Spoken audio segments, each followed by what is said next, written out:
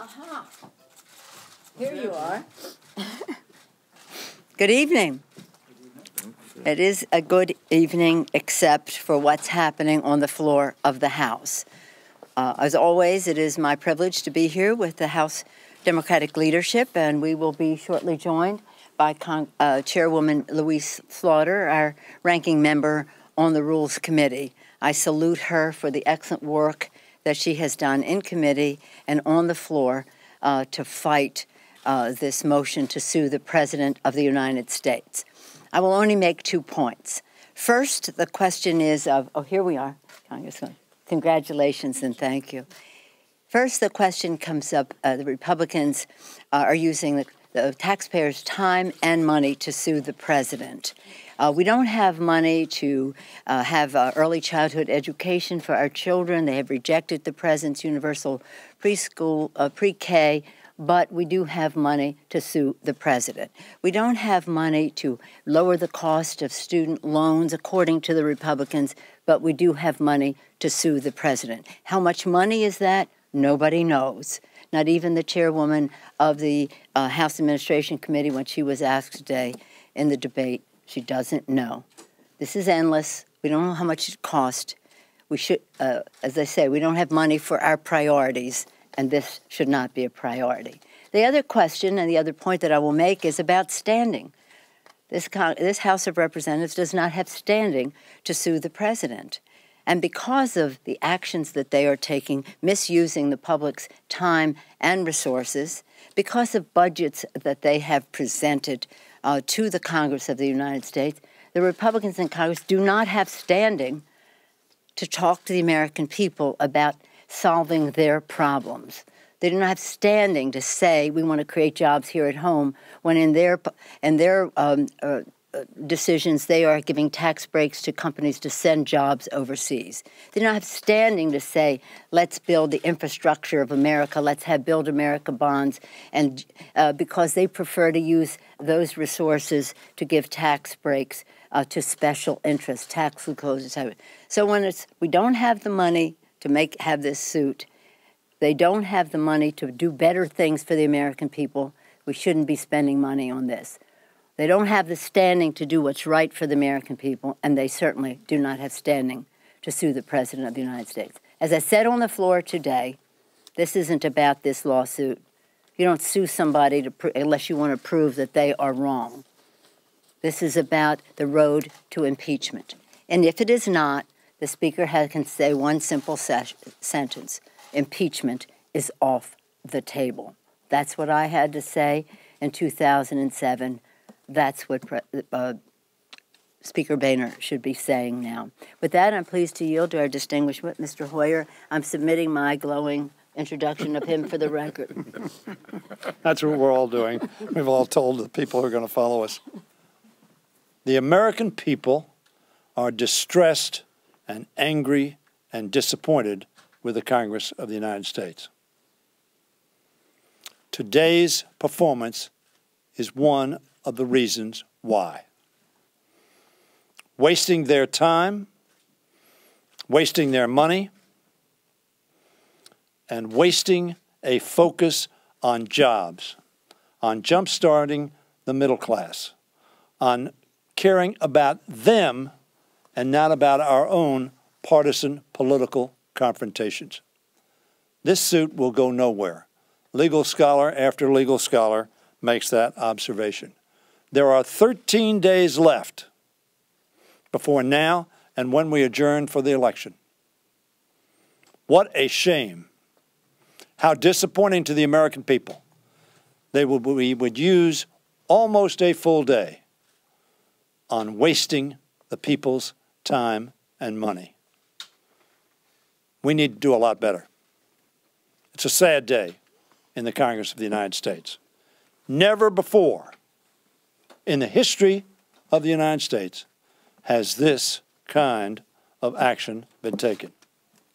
How sad. Jim Clyburn, South Carolina. Thank you, Mr. Whip.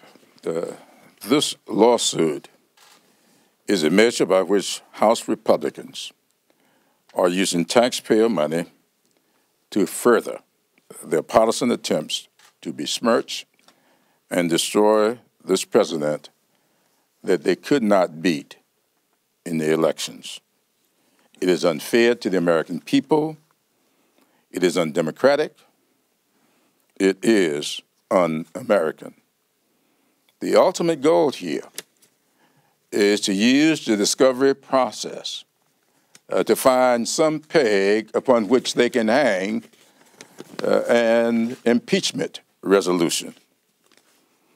Rather than focusing on creating jobs, fixing our broken immigration system, rebuilding our crumbling infrastructure, and other sensible measures that can help hard-working American families who are struggling to make ends meet, House Republicans are obsessed with political gamesmanship on an historic scale.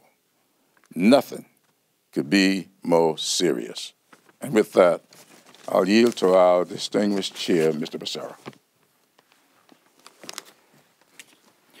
So I join my colleagues in leadership to mention that while Republicans call this a serious measure, we think it's serious too. But we think it's serious because it's dangerous. It's a dangerous use of a lever of government.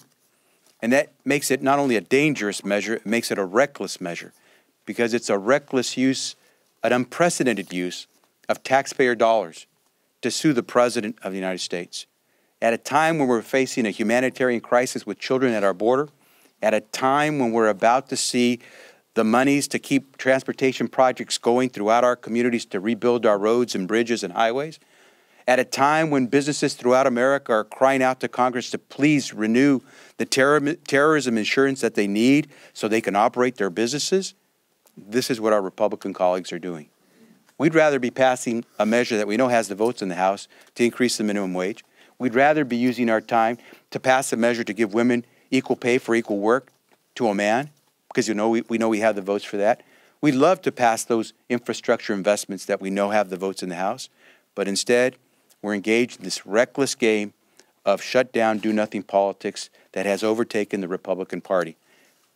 We still have time to regain our sanity, and we're here to make it work. In fact, we'd be ready to stay all August to make it work, but our Republican colleagues think it's time to go home without completing the work of this country and the American people. With that, let me yield to the Vice Chairman, Joe Crowley. Thank you, Mr. Chairman. Now, this isn't a stunt.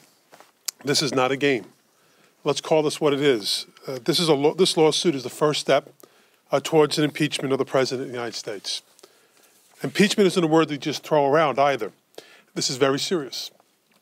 But what's not serious is the grounds for the lawsuit itself. The fact is the Republicans want to sue the President. They want to impeach him because he's doing his job. He's just doing his job. Unlike the Republicans who are stalling progress, President Obama and Democrats want to jumpstart our economy in this country and our middle class. Jumpstart the Middle Class Action Plan would create good-paying jobs by investing in our infrastructure, support equality for women, and reignite the American dream by making college more affordable. That's a serious agenda, an agenda the American people understand, and an agenda that they want, an agenda that they've asked for, and an agenda that they need. What the American people don't need is more partisan games. This lawsuit may be batting practice for the real thing, but Republicans are still going to strike out with the American people. And with that, I'll turn it to Mr. Israel. Thank you. Look, let's call this what it is. It is a political strategy funded by taxpayer dollars by the Republicans to rev up their base. It is a political strategy that is backfiring badly because the American people are not interested in political strategies. They want solutions. Republicans are heading into an August recess limping. They're limping because they're wrestling with each other about whether to impeach the president. They're limping because they're talking about suing the president instead of solving economic issues for the American people. This August is going to be an August of contrast. Democrats will continue to focus on solutions for the middle class and people who want to get into the middle class. Republicans will continue to obsess on impeachment and lawsuits. And every time those contrasts are drawn, more people support Democrats. And with that, I will yield to the ranking member of the Budget Committee, Mr. Van Hollen. Thank you. I think we all remember last October when the House Republicans shut down the United States government. It cost our country $24 billion. Now here they're back today voting for a lawsuit that is going to waste millions of dollars in taxpayer money. At this time tomorrow, the Republican Congress will have adjourned. They're going to go back home for 6 weeks. They didn't find the time to vote to increase the minimum wage. They didn't find the time to work with us to vote to fix a broken immigration system. They didn't find the time to vote on a jobs bill. They didn't find a time to end these scams whereby many U.S. corporations are deserting the United States and renouncing their citizenship to avoid their tax obligations to this country and the American people. They didn't have time to do that. They had time between now and tomorrow to vote to sue the President of the United States. That's their priority. And I will just end by reminding people that last September, Speaker Boehner told the American people they had no interest in shutting down the United States government. But they did shut down the United States government. So the Speaker can say they're only interested in filing a lawsuit, they're not interested in impeachment. But those are the kinds of things he said last September with respect to government shutdown. And at the end of the day, we know what they did. With that, I'm delighted to I wanted to introduce Louise, if I could no, have that. Absolutely. because she's at the end of this lineup, it doesn't mean that she isn't very, very important to this subject and almost every subject that we talk about on the floor of the House. I know my colleagues in the leadership join me in commending Ranking Member Slaughter, former chair of the Rules Committee, for her her brilliance, her strategic thinking, her stamina to get the job done. Thank you, Louise. Thank for your you. leadership. Oh, that was so you. nice. Thank you all. Well, I think today we witnessed probably the worst case of legislative malpractice in the history of any legislature. We've worked 3 weeks in the Rules Committee to arrive at this today, and frankly, speaking just from the rules aspect of it, I was really stunned by the few numbers of speakers that came on the Republican side to plead the case for this bill, which, as everybody pointed out, is expensive. We have no idea how much it's going to cost. You should know at one point we tried to get it brought under the 3.2, that they've already voted for one of their other crazy notions, and that's the Benghazi Special Committee. But we were not able to do that. But now that this has happened and we find ourselves now to what's next, we will be waiting here all night. We've just been told that there is absolutely no agreement whatever on the supplemental. We had a hearing on it today, but Rules cannot do anything until they get together and come to some decision. So try to keep a good thought for those poor people suffering down there on the border, that maybe we'll get around to that sometime this evening. I am so proud to be a part of this group. I can't tell you how lucky I feel to just to be here with them. They are such extraordinary leaders and are doing such wonderful things, and we care so deeply about the things that's why I think it makes us so angry to see this waste of time and waste of resources. So thank you for letting me be with you. Thank you. Thank you. Are we having questions? Any questions? No? Slaughter on what you just said about the Rules Committee, if you don't mind here. Oh, yes. So to clarify here, I wanted to see if anybody else had a question. Well, do you have a question about this lawsuit? Because he's going to other issues. Yes. I was just going to ask, there was some thought that there might be a Democrat who would vote for the resolution. You can comment on how the vote played out, and also the 5 Republicans who joined you in voting against that tend to be on the more conservative wing of the vote. Stanley, do you want to speak to that? Well, I want to, we got some Republicans voting on this. For one reason or another. I think the Democrats had a consistent view that, as Scalia said, Justice Scalia doesn't always agree with us or we with him, but he said, look, this suing of one branch by another and asking the judiciary to arbitrate is not good policy or good law. And I think that's why you saw the vote you saw. Any other questions on the lawsuit? For Chairman Israel, you've had great success fundraising on this and the impeachment.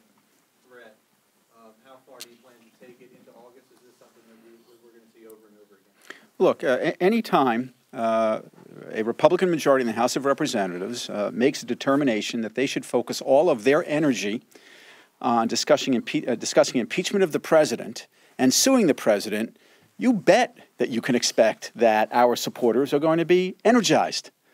And not just our supporters, but moderate voters, persuadable voters, swing voters. They have had it with this excessive partisanship. So it should come as no surprise to anyone that when you have Republicans actively talking about impeachment and then spending an entire day today and this entire week focusing on how to sue the president, that many Americans are going to be disgusted and are going to act on that disgust by seeking an alternative that's going to be focused on solutions for them, solutions that matter to their pocketbooks. It might be interesting to note that much of the support that has sprung from all of this discussion has been spontaneous. People are just angry. It was, I believe, the Republican part of their agenda to motivate their base, to energize their base, but they energized ours, and they turned off the middle. So we have a situation where even the chairman of your committee today said that it was right to impeach Clinton. So they're talking about impeachment on the floor. It was right to impeach Clinton. President Clinton. Any other questions on the lawsuit? Okay. Yes, sir. Thank you. I'm sorry. Louise. So right. You say that they put the Rules Committee on standby. We're on standby, which means that we broke to go do the votes. We were in the hearing, finished most of that. And then we were told we would come back and vote out the bill, so the supplemental bill, that is. So it would be on the floor tomorrow, because we would do martial law and suspension authority as part of the rule. The last thing I heard as I left the floor is they have no agreement whatever. As a matter of fact, it is a very troubled piece of legislation, and we may be here most of the night trying to come to some conclusion thereon. And so when you hear that, I realize you're not privy to all their meetings here. That sounds like... Well, I've had the experience, Chad. Yeah. When they tell us we'll be getting together in an hour, we know that's at least 4 or 5. And what does that tell you about the state of this legislation? I think we may be stuck tomorrow just voting for that deregulation of pesticides that they put on the same rule that they had to sue the President of the United States, which I thought was maybe not a bad juxtaposition, but that was rather odd. Pick the poison. Yeah, pick your poison. Right. Okay. In any event, what they're asking us is to give a blank check to them to sue the president, to waste the taxpayers' time instead of helping the middle class, to waste time on this, on a subject on which they have no standing. Blank check, waste time, no standing. That's the product of their work for today, instead of helping us make progress to create jobs for the American people. Thank you all very much for coming. Bye-bye.